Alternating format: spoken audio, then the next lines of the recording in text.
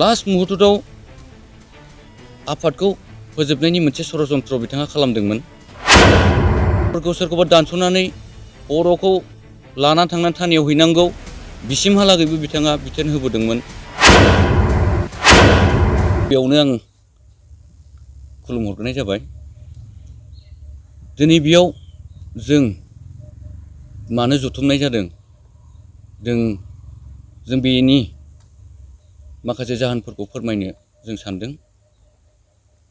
गिबियावनो दुलाराय बर' रायजो राजा, आइ आफा, बिदा फंबाय साफ्रोम नायगिरिसिम आं NLB आफादनि जानानै बयनिसिमबो साबायखर आरो अननाय खुलुमनायखौ जासिहरग्रोबाय। दिनै जोंनि NLB आफादनि लेङाइ आफादगिरि बिबक बिथांनि बेलायाव जों फंनैसो रायजो राजानो खेंफोरथि एबा क्लियारिफिकेसनखौ जों होनो नागिरदों।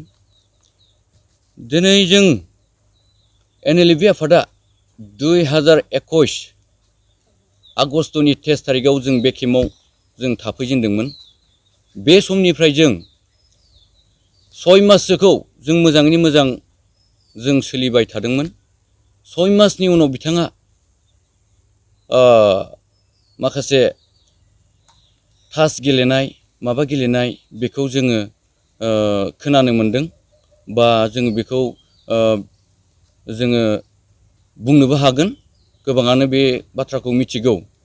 दिनै जों बे खोथाफोरखौ जोङो गोसो सिङाव लाखुमानानै जों दोनबोदोंमोन।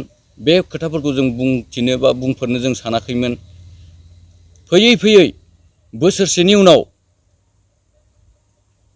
जों बे केम्पआव थानाय माखासे जोंनि सेंग्राफोर, जोंनि बरलेण्ड आर्मि बिथांमोननि सायाव बिथाङा गाज्रि सन्देह सासपेक्ट खालामबोबाय थादों।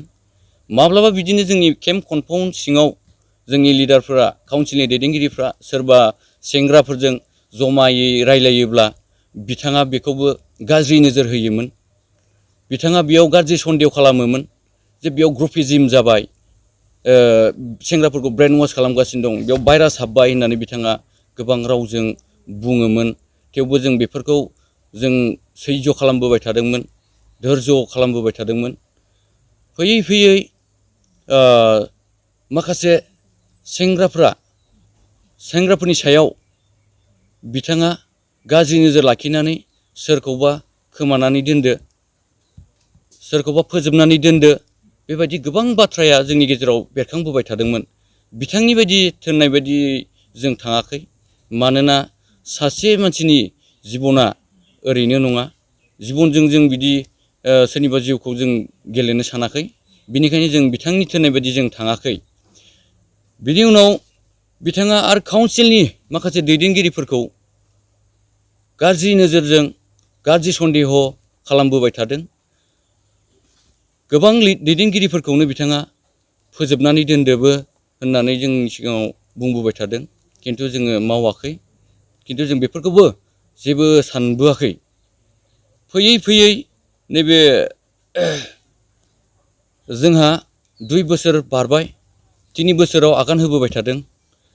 बेफोरनि हिसाब खिथाब, थाखा फैसानि हिसाब खिथाब दिनै जोंनि बरलेण्ड आर्मिफ्रा, काउन्सिलनि दैदेनगिरिफ्रा दिनै बेखौ लुबैदोंमोन। दिनै जों बुंदोंमोन अडिट होयोब्ला मोजां जागोन, थाखा फैसानि हिसाब खिथाबखौ होयोब्ला मोजां जागोन, होमबाना जोंहा गासिबो गोसोआव मोजां मोनगोन। माखासे जोंनि मावथि दैदेनगिरिफ्राबो बा जोंनि माखासे मावथि केडार लोगोफ्राबो। दिनै बिथाङा बेखिनिखौ मावाखै। दिनै अडिट होनो थिननायाव बा बिनायाव दिनै बिथाङा केम्पआव थायालासिनो बहाबा कार्बि आंलं कर्टआव थारिख दं, माबा दं होननानै बिथाङा खाथायबोबाय थानायखौ जों नुनो मोनदों। फैयै फैयै बिथाङा लास्ट मुहुर्तआव आफादखौ फोजोबनायनि मोनसे षड़यन्त्र बिथाङा खालामदोंमोन। जोंनि नैबे उदालगुरिनि सिङाव थानाय सनाय डिजिटेड केम्प सिङाव माखासे जोंनि सेंग्राफोरखौ ब्रेन वाश खालामबोबाय थादोंमोन। जौ लोंहोनानै लिडारफोरखौ रायनांगौ, लिडारफोरखौ सोरखौबा दानस'नानै खर'खौ लाना थांनानै थानायाव हैनांगौ, बिसिमहालागै बिथाङा बिथोन होबोदोंमोन। दिनै जों बेफोरखौ गोबां दुखु मोनदों। दिनै मोनसे आफादा हारिखौ रैखाथि होनो ओंखारबोनाय मोनसे आफादा दिनै बेफोरबायदि जानाङामोन होननानै जों सानदों। दिनै बिथाङा बे खामानिखौबो मावबोदों। दिनै जों सिन्था खालामनो गोनां जादों, सासे दैदेनगिरियानो बेबायदि खालामोब्ला भबिष्यतआ जोंहा मा जागोन, हारिया जोंहा मा जागोन, जों गोबां बाथ्रा जों सावरायबोनो गोनां जादों। सरखारजों माबा मोनसे फैयै फैयै बिथाङा खुनु सरखारजों गंग्लायहैग्रोनो काउन्सिलाव जे चेयारमेननिफ्राय लानानै माखासे काउन्सिलनि दैदेनगिरिफोर दं, बिसोरजों सावरायग्रा मुंग्रोआ माखासे उदालगुरिनि मावथिफोरखौ लानानै बिथाङा सरखारजों माबा मोनसे सरखारजों गंग्लायहैग्रोनो बा माबा मोनसे सावरायनानै मोनसे सलुसन लाबोनो थाखाय बिथाङा सिद्धान्त लादोंमोन, थिरांथा लादोंमोन। दिनै जों बेखौ नेवसिदों। मानोना जिहेथु जोंहा क'क्राझारावबो केम्प दं, चेयारमेननिफ्राय लानानै गोबां दैदेनगिरिफोर दं, बिसोरजों सावरायालासिनो जों बोरै फोजोबनो हानो। आरो जोंहा हारिनि माहारियारि गोबां आफादफोरनि दैदेनगिरि दं, बिथांमोनजों जों सावरायालाबानो जों आफादखौ बोरै फोजोबनो होननानै जों मोनसे सानखांनाय फैदों, जों सावरायलायदों। दिनैसिम बिथांमोननि सायावबो जोंहा मावनो गोनां बहुद खामानि दं। जोबथेसालियाव दिनैसिम फाउन्डार अफ प्रेसिडेन्ट नाब्ला सार बिथांजों लोगोसे गोबां दैदेनगिरि आरो मावथि लोगोफोर बिथांमोना दिनैसिमबो जोबथेसालियाव दं। बिथांमोननि सायावबो जोंहा गोबां मावनो गोनां, साननो गोनां खामानि दं। माखासे आरो जोंहा सिमा बारायनायनि एरिया एक्सटेनसननि बेलायावबो जोंहा साननांगौ दं। बायदि बायदि बिदिनो गोबां नैबे बर'लेण्ड उदांस्रिनि दावहायाव जायफोरा हारिनि थाखाय जिउ बावलांबाय, दिनैसिम बिथांमोननो अनसुंथाइ होनो गोनां, दिनै बेखौबो होफुङाखै। बिथांमोननि सायावबो जोंहा साननो गोनां एबा मावनो गोनां जा खामानि दं। दिनै बै समस्याया समाधान जायागारालाबानो जों दिनै बोरै अकस्मात जों बेबायदि आफादखौ फोजोबनो बा आफादखौ डिसबेन्ड खालामनो जों आसुरित, जों सिन्था खालामनाय फैदों। दिनै बेफोर समस्याफोरखौ लानानै जोङो बिथांखौ जोङो काउन्सिलाव जों सावरायलायनानै मोनसे थिरांथा लादों जे बिथांखौ बेबायदि गाज्रि गाज्रि बिदि सोरनिबा सायाव सासपेक्ट खालामबाय थानाय आरो सोरखौबा सोरनिबा जिउखौ ओरैनो माने खोमानो साननाय, बेफोरखौ जोङो सावरायनाय जादों। फारसेथिं थाखा फैसानि हिसाब खिथाब गैया, बेफोरखौ जों सावरायनाय जादों। फारसेथिं बिनि थास जुवाफोर गेलेनायनि सायाव जों सावरायनानै, आरो फारसेथिं नैबे NLFB आफादखौ फोजोबनो लांनाय, बे मोनसे गिदिर इस्यु जानानै फैदों बिथांनि सायाव। जोंनि बिटिआरनि चिफ प्रमद बर' सारजोंबो बिथाङा सावरायदोंमोन आरो पुलिस बिफानगिरिनि गाहाय बिथाङा बे NLFB आफादखौ फोजोबस्रांनो थाखाय जोंनि बिटिआरनि चिफ प्रमद बर' सारजोंबो बिथाङा सावरायदोंमोन आरो पुलिस बिफानगिरिनि गाहाय ADGP DGP बिथांमोनजोंबो बिथाङा सावरायहैदोंमोन।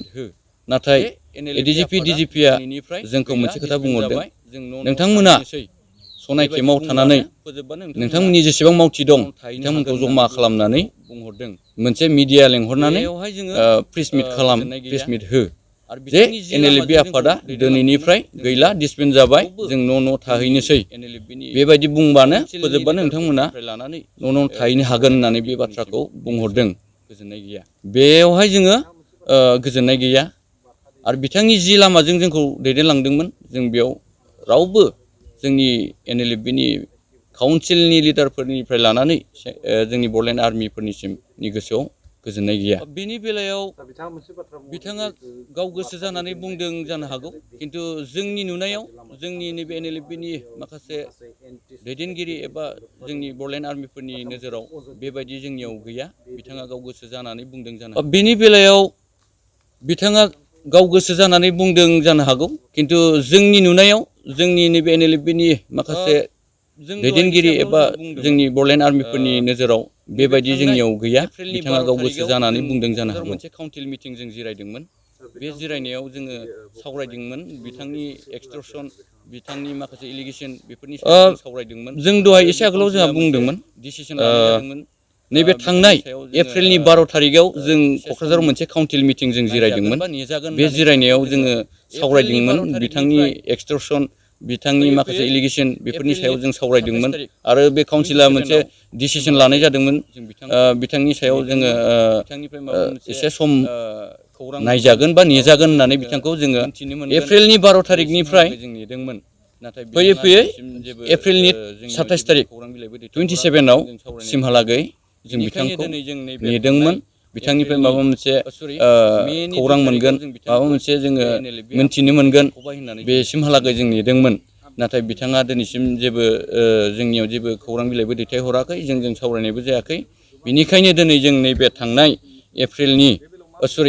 मेनि 2 थारिखआव जों बिथांखौ बे NLFB आफादनिफ्राय एरख'बाय होननानै जों फोसावनाय जादों जेसेबांखिनि जोंनि NLFBनि सोद्रोमा दं बिथांमोना सिगाङाव डिसचार्ज होजाखानायमोन स्वयं गावनो बिथाङा गावनि आखाइजोंनो सिगनेसार होननानै बिथाङा डिसचार्ज होदों दा बिथांजों जे दायो जेसेबांखिनि जोंनि NLFBनि सोद्रोमा दं जायफोरा बिथांमोना सिगाङाव डिसचार्ज होजाखानायमोन आफादनिफ्राय स्वयं गावनो बिथाङा गावनि आखाइजोंनो सिगनेसार होननानै बिथाङा डिसचार्ज होदोंमोन खैजनमान सेंग्राफोरखौ बिथाङा गावनि आखाइजोंनो डिसचार्ज होदोंमोन आरो जायफोरा बेजों लोगोसे दंबावो जोंनि NLFB आफादनिफ्राय बिथांमोना गावसोरनो गोजान जानानै थादोंमोन मानोना मावनो हाला मेंबाय जिरायनानै थानोसै होननानै बिथांमोना जोंनि दैदेनगिरिफोरजों बा जोंनि लोगोफोरजों कन्टेक्ट गैयालासे बिथांमोना बाहेरायाव सोरबा दिल्ली मुम्बाइ गवाफ्राव खामानि मावहैबायमोन दा बिथांमोनखौ 4 लाख होगोन 5 लाख होगोन 6 लाख होगोन होनै लेंहरनानै बिथांमोना दिनै जमायनानै लादों बा थुबुर खालामनानै दायो बिथाङा दोनदों दिनै बिथाङा भेक्सिन खालामनायनि खोथाबो सानदों जानो हागौ नाथाय बिथांजों जायफोर सेंग्राफोर दङ बा जोंनि सिगांनि आगुनि मावनो हाला होननानै थांनाय माखासे बड'लेण्ड आर्मिफोर बिथांमोन दं बिथांमोना गावसिनि बिखुङाव थानाय NLFBनि दागि बेखौसो खोमोरनो थाखाय बिथांमोना बिथांजों जमा जाहैदों मानोना बै माखासे रिहेबिलिटेसन अनसुंथाइ नैबेखौ आसा खालामनानै बिथांमोना दिनै जमा जानानै दं बिथांमोना भेक्सिनाव सापर्ट गैया खालामगोन होननानै सानदोंब्ला बेयाव जोंहा जेबो बुंनांगौ गैया जों जोंनि लामाजों थांबाय थागोन बिथाङा बबे लामाजों थांबाय थाथों आं बेखिनिखौ रायजो राजाफोरनि सिगाङाव फोसावनाय जायो बिथाङा जुदि गाव भेक्सिन खालामगोन होननानै सानदोंब्ला बेयाव जोंहा जेबो बुंनांगौ गैया जों जोंनि लामाजों थांबाय थागोन बिथाङा बबे लामाजों थांबाय थाथों आं बेखिनिखौ रायजो राजाफोरनि सिगाङाव फोसावनाय जायो NLFB आफादा मोनसे संबिधान दङ कनस्टिटिउसन दङ जों बेखौ लिगेल एक्सन लानाय जादों मानोना जोंहा थाखानाय संबिधान बायदि जों बिथांखौ एरख'नाय जादों बिथाङा जि दा थांनानै एरख'जाबाय जोंनि NLFB आफादनिफ्राय बेखौ जोङो जोंहा NLFB आफादा मोनसे संबिधान दङ कनस्टिटिउसन दङ जों बेखौ लिगेल एक्सन लानाय जादों मानोना जोंहा थाखानाय संबिधान बायदिसो जों बिथांखौ एरख'नाय जादों बिथाङा जि दा थांनानै गुबुन लामाजों आवगायलांगोन जों बिनि सायाव जोंहा जेबो बुंनांगौ गैया खिन्थु बिथां थांनायाव जोंनि माखासे काउन्सिलनि दैदेनगिरि बा जोंनि माखासे बड'लेण्ड आर्मि मावथि लोगो बिथांमोना दिनैसिम लोरबां जायाखै मानोना जोंनियाव गोबां दैदेनगिरि दं सासे सोरबा जुदि दैदेनगिरिया गोलैनानै थाबानो बा बेखौ गारनानै दोनबानो जों दुरबल जागोन बे माब्लाबाबो जानो हाया खारन जोंहा हारिनि मावलांनांगौ गोबां समस्याफोर दं दिनै बे समस्याफ्रा समाधान जायागौमानि जों हारिनि सार्थ'आव जोङो मावलांबाय थागोन होननानै जों बेखौ रायजो राजाफोरनि सिगाङाव फोसावहरनाय जायो गोजोन्थों।